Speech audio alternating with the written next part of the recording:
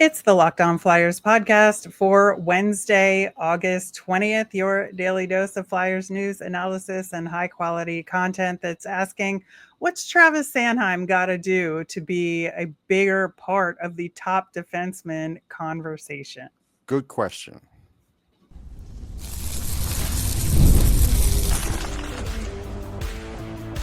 You're Locked On Flyers, your daily podcast on the Philadelphia Flyers.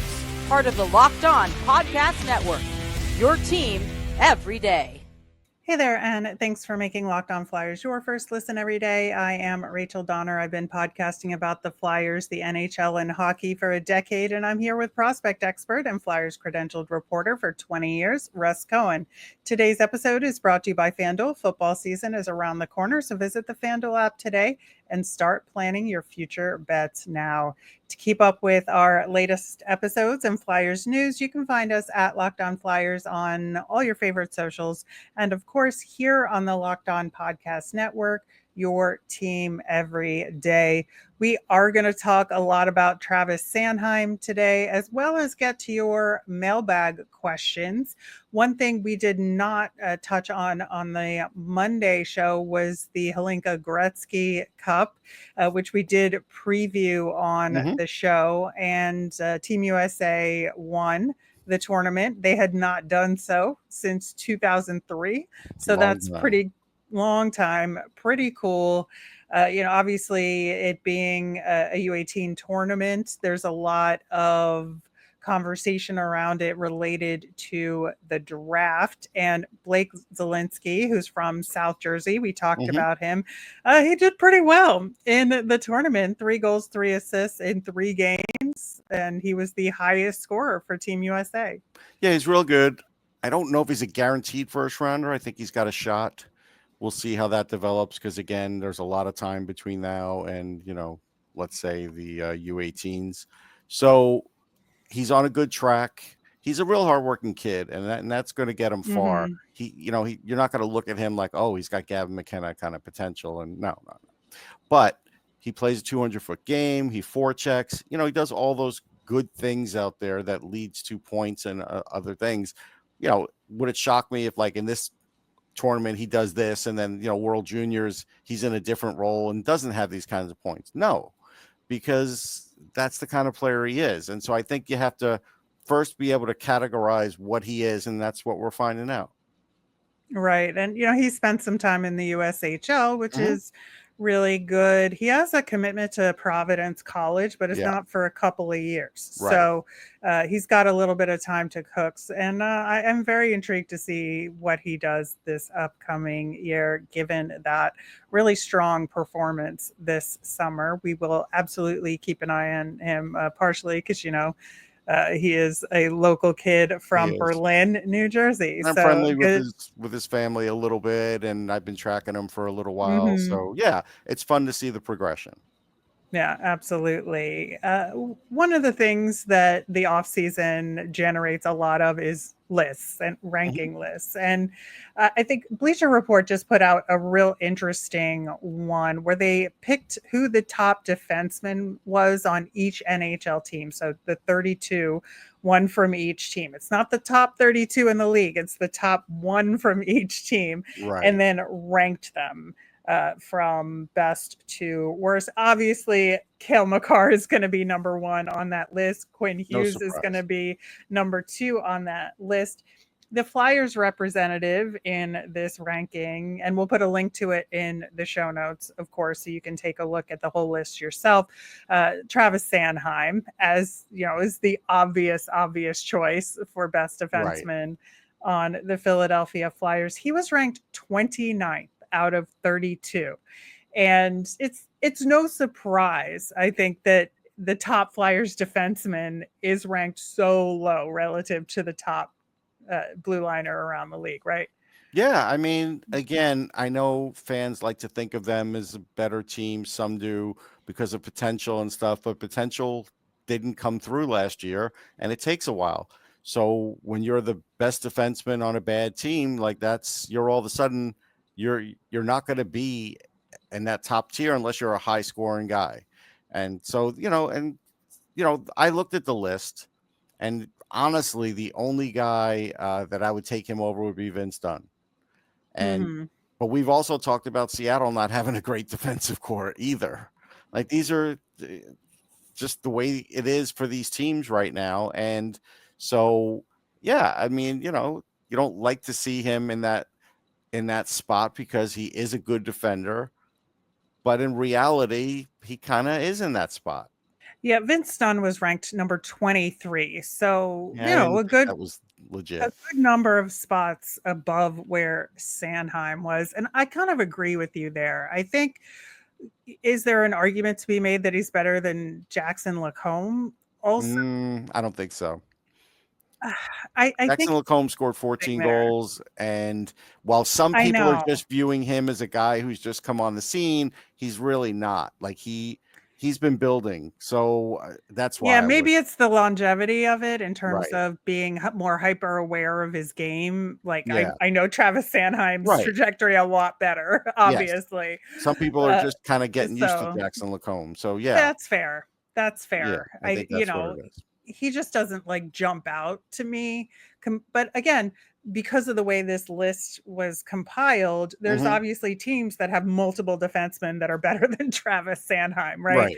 That would knock him much They would. further down the list. Yeah, there's no question. There's at least 5-6 teams that would be the case, possibly more. So yeah, I mean, right now it's an interesting thing to see. I think it's a realistic thing to see, and that's part and parcel of where he is, because he's just starting to get to the next spot that he was going to get to in this league, and the Flyers are hoping to get there too. So it's like, yeah, goes hand in hand. Right. And Travis Sanheim is 57th in the NHL in scoring this past season. Didn't even crack 10 goals. No. So I can understand why people, may not consider him amongst the elite because his scoring is just not where it could and should be. And I think part of it is due to him being overplayed in a lot of ways. And you think with more ice time, there's more chances to get goals. But the problem is that he has to get used in almost every kind of Right. You situation have to pick and because he's the choose. only one, right? Right. You have to pick and choose what situation. You have to have guys that are around the net. Like, I'll give you an example. I looked up Nicholas Yarmulson, right? Because I was like, well, if Mm-hmm. Sanheim was as good as him defensively, would he be higher on the list? I think he would be. We know the offense. That's, we can get into that later. But I looked up Yarmulson, and so he had 2 years, one with 6 goals, one with 5. He Mm-hmm. probably got them because Jonathan Taves was in the crease when he happened to shoot the puck, or Patrick Kane was around the net and caused a screen, and they were watching him and not watching the shot. Like, you know what I mean? It's like, Yeah. that helps. It really does. And, Travis Sanheim gets nowhere near the top percentage of offensive zone starts, No. even for Flyers defensemen, let Right. alone around the league. Obviously, they shelter Jamie Drysdale a lot and give Yeah. him a lot of the offensive starts there. But yeah, Travis Sanheim gets a much higher percentage of neutral and defensive zone Which starts makes it overall. harder, and he's not that bring it down the ice, get the, deep offense started kind of scoring guy. He's just not. No, he's like have a board battle and help support the breakout kind of Yeah. guy right Right. now. And so, it is harder for him to earn those points. I also think, going back to the ice time conversation, he got gassed Yeah. pretty regularly. John Tortorella completely Oh, overused we him, knew that.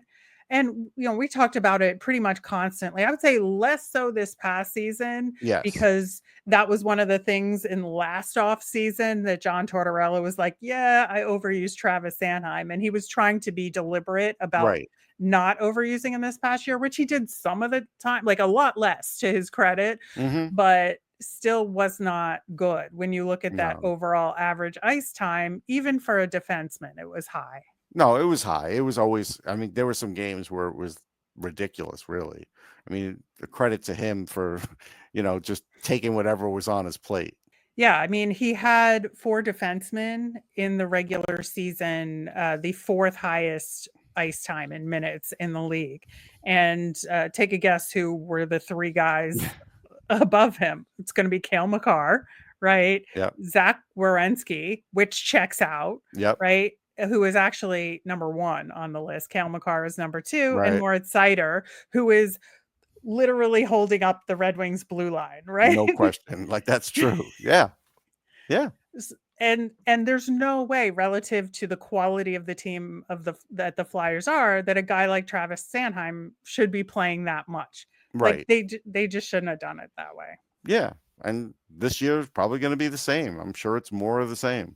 Yeah. And just looking at those three guys who are above Travis Sanheim in ice time, all of them had the lion's share of their starts in the offensive zone. Even Moritz Seider had about 15%, Zach Werenski 17%, Cale Makar 22%, and Travis Sanheim 7.8%.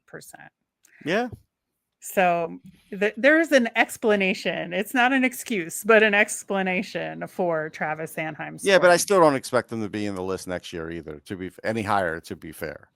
Well, what does he need to do to get higher on that list? We're going to talk about that and any other potential Flyers defensemen that could crack a list like this. I know there's only one per team, but we're going to expand the parameters of the conversation. We'll do that coming up next.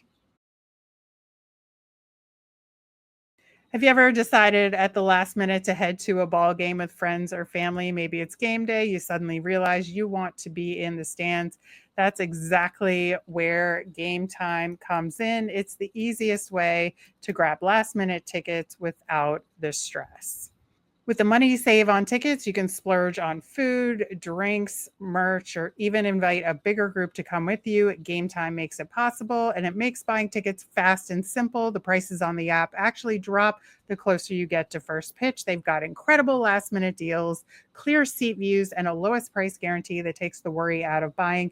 Gametime is the official ticketing partner of Locked On MLB, making it easy to browse the app for an exciting upcoming MLB game. Of course, I'm going to say go see the Phillies and get those tickets on Gametime. So take the guesswork out of buying tickets with Gametime. Download the Gametime app, create an account, use the code LOCKEDONNHL for $20 off your first purchase. Terms apply.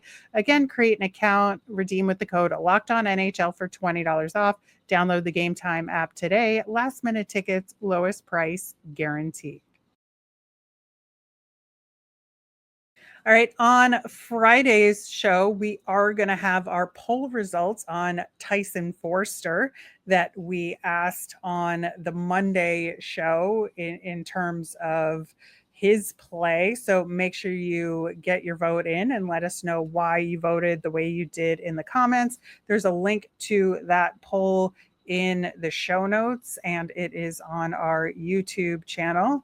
And we'll talk about it on Friday in terms of the Tyson Foerster news, making you more or less confident about the Flyers getting off to a good start this season. We're also going to talk about the Flyers and how they honor players, the Flyers Hall of Fame and jersey retirement ceremonies. Sergei Fedorov, they just announced the Red Wings are going to retire his jersey. And the conversation has been, this is long overdue. Yeah. Right. And so that kind of begs the question for the Flyers, is there anybody long overdue for this or the Flyers Hall of Fame? We're going to get into all of that as well on the Friday show. Now, more on Travis Sanheim. I think we talked about sort of some of the roadblocks there in terms of the kind of ice time that he was getting, but what else might be preventing him from getting higher on that list? I mean, turnovers, not enough points, in the sense that you do have to get some goals to be on a list like this. You don't have to have 30 or anything stupid for a defenseman, but you do have to have like 14, 15 if you want to like be respectable on a list like this. You probably need to show a little more when you get the power play time. I feel like Sanheim's power play time was, when he was on there, was always kind of iffy and tentative. So I think those kinds of things, when people are watching him as a player, that's where, it gets a little weird. And it's like, when you watch him all the time, you're like, okay, I see where he's very effective and he's really good with this and that and whatever. But he's really good at a lot of the basic things that defensemen do. And yeah, just being a little bit more physical and winning some more puck battles isn't going to move you up much on this list. It's going to help the team, but it's not going to help you on the list. Right. He's also like not that guy that's going to draw a lot of penalties either. I mean, he Right. does, but he takes them as Right. well. So he's like okay at it, but not great at it. And I think that that's something that makes like a Cale Makar stand out. Now, is Cale Makar also maybe getting some calls that he shouldn't? Sure. Okay. But like Travis Sanheim hasn't earned a reputation to get those calls. Right. And I think that's, that's part of the game within the game, so to speak. It is. Yeah. I mean, reputation is always something like this. And he's just starting to get a reputation for being a very good defenseman. Nobody's going to use the word great. Mm-hmm. Nobody's going to use the word elite or anything like that. And so like that immediately takes you out of the top 15, like right out of the gate. So then you're talking about the bottom 15. Like that's where do you fall on that? And at least he does fall on it.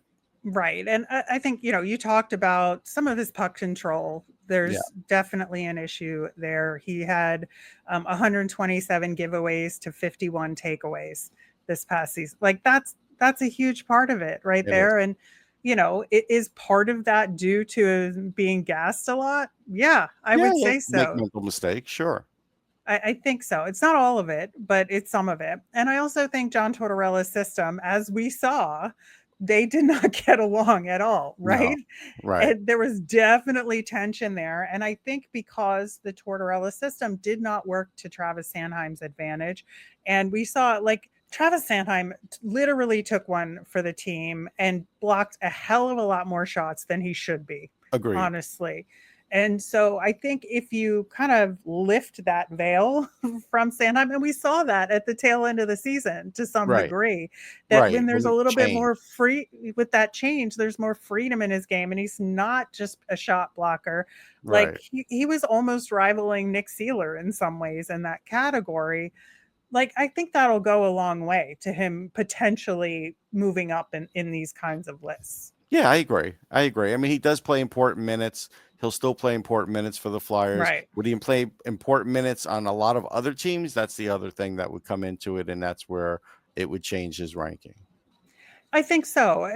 I think he's still the best defenseman on the team, and he still will be the best defenseman on this team unless something crazy happens this year. I mean, God bless another Flyer that can take over that moniker. I don't like that. I mean, no offense to Travis. That job is there for the taking. Yeah, it is. Oh, it is. And, hence the being ranked 29th of 32. Even if we say, okay, maybe he should be 27th, like it's still not, That's it.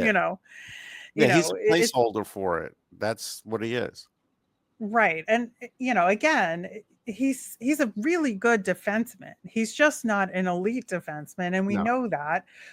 But we know that he can rise to the occasion when he needs to in the way that he played for Team Canada, right? Mm-hmm. Yeah, and again, he does play with a lot of better players on Team Canada too, which does help you make you look better. Right, but like he's not playing guys with on other rookies. teams No offense to Michkov, but he's not playing with any rookies on Hockey Canada, so there's nobody going through their first season on that team. Like that matters.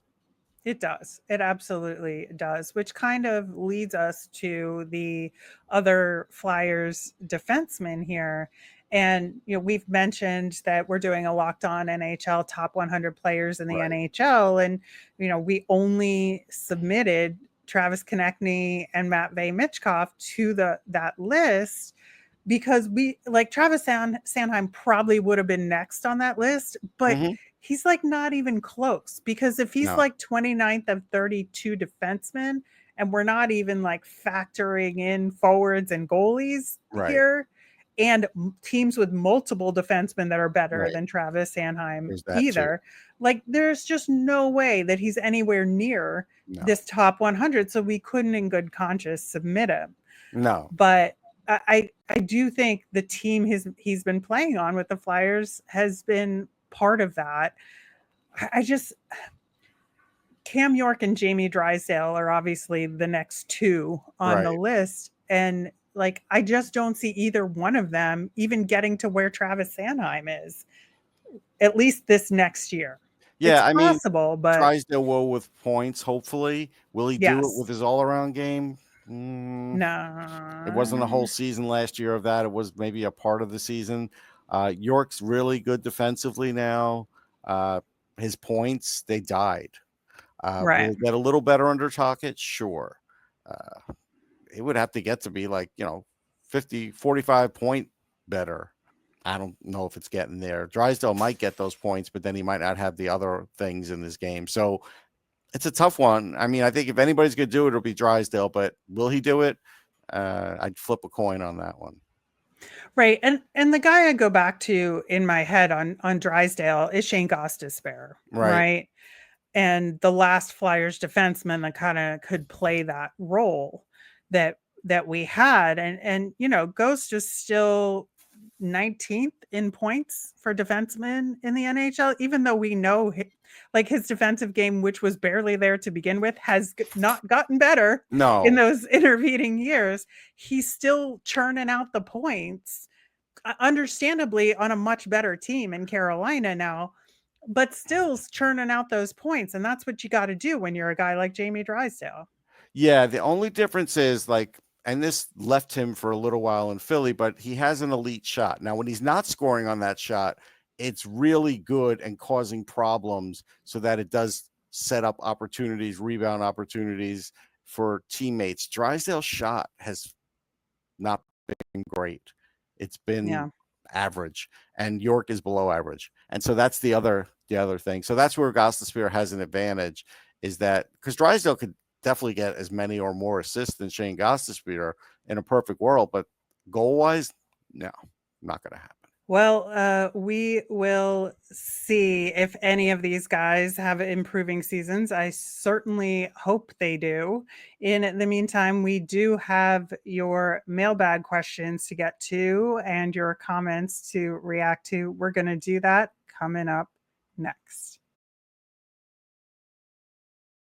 August 26th is officially FanDuel Futures Day, a brand new holiday for football fans who live for bold predictions and preseason hunches. For just 24 hours, FanDuel is giving you deals on NFL season predictions. So whether you're calling your MVP, eyeing a long shot division winner, or ready to crown your Super Bowl champ before week one even kicks off, this is your moment.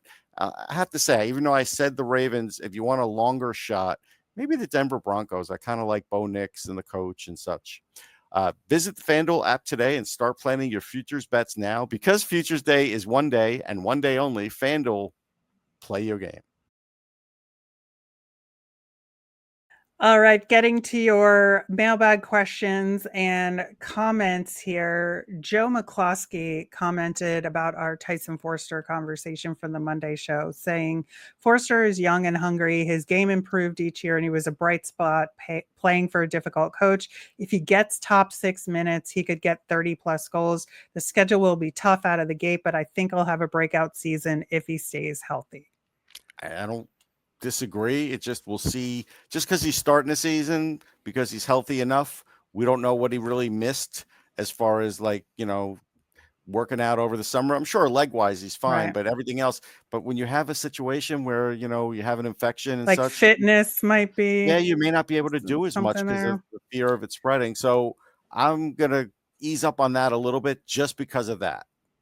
Yeah, I think that's fair, but I think as long as we see like a steady improvement I think over we'll the see that. first 6 or 8 weeks, I think we're in good shape. And also, one of the options in our poll is about, does his line mates have an effect on this? And I think that might. I'm just a little preview of the Friday show, but I think that will be part of it for sure. Vino Wines commented based on our conversation with Kelly Hinkle from last Friday. We were talking about having two 2Cs versus a 1C on the team at the moment, potentially with the draft picks that they have made. And Vino said having two 2Cs is better than just one 2C. When we get a 1C, then we will have a 2C, and our third center will be a talented second center. And I get it, but the problem is when we get a 1C element of this, right? Is like, you don't know when that's happening. How and when? Right. Like, explain that to me, Danny Briere, and then we can have this conversation and feel better about it. And then the other part of that is, by the time that may happen, Sean Couturier may be a 4C. And then then if Nesbitt's ready, he's a 3C probably. So then that may not play out that way. It could. Right. There's a chance, maybe Nesbitt turns into 2C or something else happens. But the longer it goes for Sean Couturier, the more he's going to fall down the depth chart. We had also, as part of that conversation, talked a lot about the shot blocking and how that affected the team and the wear and tear. And so Dave commented, I also disagree with the shot blocking. Just look at what happened to Ian LePerriere. I mean, fair enough, getting hit in the face twice. Oh yeah, I was there. I mean, it made him a legend, but it was brutal.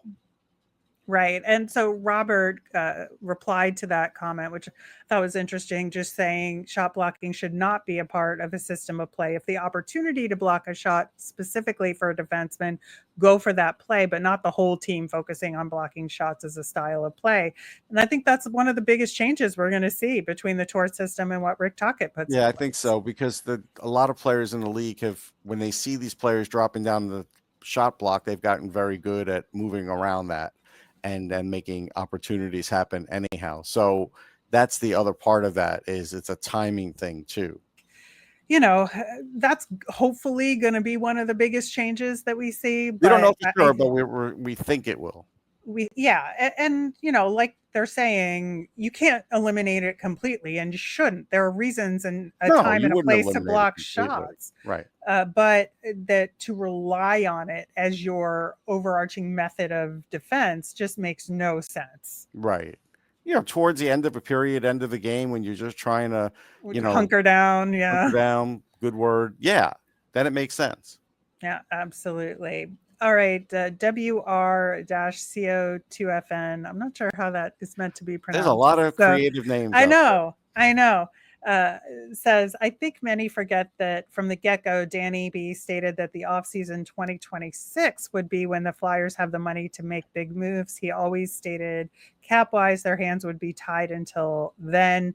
He was left with a bit of a mess. And yeah, that is true. And that is one thing that we have talked about, that he has been nothing but abundantly clear that he doesn't expect this team to be able to be in a position to take that next big leap forward until the year after this upcoming season. Right. But the other part of that equation, which even Danny doesn't know the answer to yet, is there going to be a player of great value that, even though you're paying him this salary, is really worth it to come because he really is that good?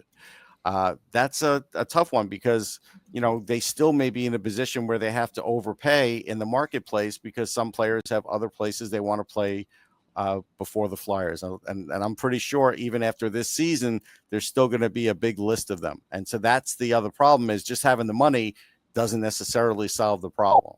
Right. And we know it's a huge off season next summer in terms of the big name free agents. I'm guessing that a lot of them are going to sign extensions over the course of this season. They definitely will, because that's been what's happening. Right. Like Artemi Panarin, Connor McDavid, Jack Eichel. Like, I just don't see those guys going anywhere. I don't either. In particular. And like, those are your big names. Now, in the next slight tier down, are there going to be some opportunities? Maybe. But even like Kirill Kaprizov, like, come on. I mean, that's going to be the toughest negotiation, because the Wild are weird about this stuff. I think they will get him signed, but if they didn't, and let's say he wanted to go to the Flyers, Michkov's not going to make as much as Kaprizov. So now, can you afford to have both? You might not be able to.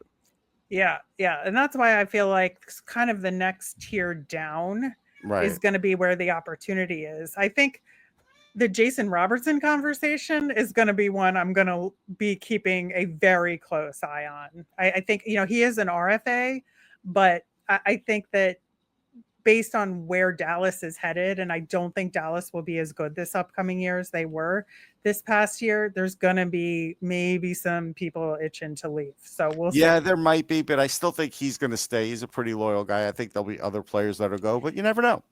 Yeah. Yeah, I just think given where Dallas is, he's one of the more interesting free agents for next summer for sure. As far as our conversation around hockey arenas that we talked about as part of my nemesis of the week, ECW and WWF commented, as far as hockey arenas go, the Spectrum got it right. The Spectrum got it right with basketball as well. I totally agree. And even concerts, like I just feel like it was such a great place to go for all of those things. You can talk about the negative sides to it and the concreteness of it and the bathroom lines, but it was a great atmosphere for all of the activities that took place there. Yeah, I mean, I went to concerts, wrestling, Oh yeah. a few Flyers games there. It was great for all that. Basketball, I just watched on TV because I didn't live in the area, but it looked great. So yeah, it was terrific. And you were close. The players were close to the crowd, and the press box was closed for people covering. No, it was terrific. It was a great building to grow up going to games in for sure. I will say that. Above anything else. All right, that will do it for today's show. Thanks so much for listening. As a reminder, on the Friday show, we're going to talk about the Flyers Hall of Fame versus number retirements and what the Flyers could be doing with those ceremonies. We're going to talk about Tyson Foerster and the poll results. And if you've got mailbag questions you've got for us, let us know on any of our socials at Locked On Flyers. You can email us at lockedonflyers@gmail.com or comment on our YouTube channel. I'm Rachel. I'm on Blue Sky and Twitter at rmiriam. That's RMIRIAM. I'm Russ. I'm at Sportsology at the same socials, SPORTSOLOGY. Thanks for making Locked On Flyers your first listen today. For your next listen, check out the Locked On NHL podcast. There's no off season. It brings you the daily league-wide stories that matter most with local coverage you love from Locked On. You can find Locked On NHL on YouTube or wherever you listen to podcasts. Have a great day, everyone.